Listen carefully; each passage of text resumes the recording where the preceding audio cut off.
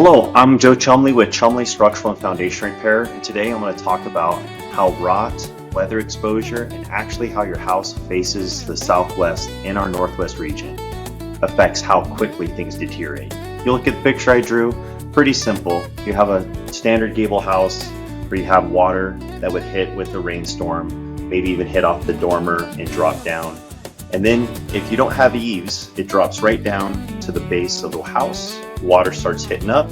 Same thing on this side, or heaven forbid you have a stoop, and you'll see a lot of folks will have water issues at their door thresholds because there's splashing that's occurring down at the lower level of their home. So if I go in and I see that there's rot issues coming up here, or maybe even up here, or along the bottom of the wall, a lot of times this side of the house is facing the southwest. Not all the time, but you can take into consideration too that if I have a large tree, for instance, that's growing on my property, I'm going to draw a quick tree, that may block the water as it's kind of come through the southwest, and you may have areas of your house that look still good, but then you always wonder, well, why is this corner exposed? And that's the one that weathers quicker. Well, maybe there's a break between the trees that the wind is able to hit it with wind-driven rain. For instance, if I take a look over here, and you see that we have this Browns Point job today. I don't know where exactly I'm at, but this house is experiencing a lot of weather.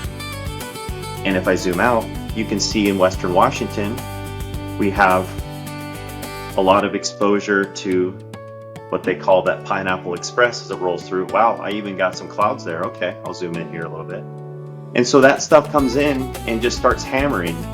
Now, I grew up east of the mountains, but this Cascade Range blocks a lot of stuff, so our whole area gets saturated with water because of the water that's coming in off the ocean.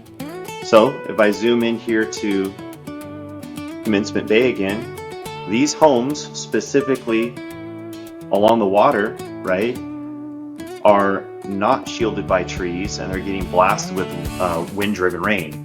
That's where this comes in over here. When you have stuff that you have heavy exposure against the southwest facing wall, you'll end up with stuff, whether it's barely exposed or fully exposed up on the top edge, weathering quicker than maybe a north facing location. So keep that in mind whenever you're purchasing a house or you need to do maintenance on it or rot repair. A lot of that rot is due to rain and the weather exposure on the southwest side.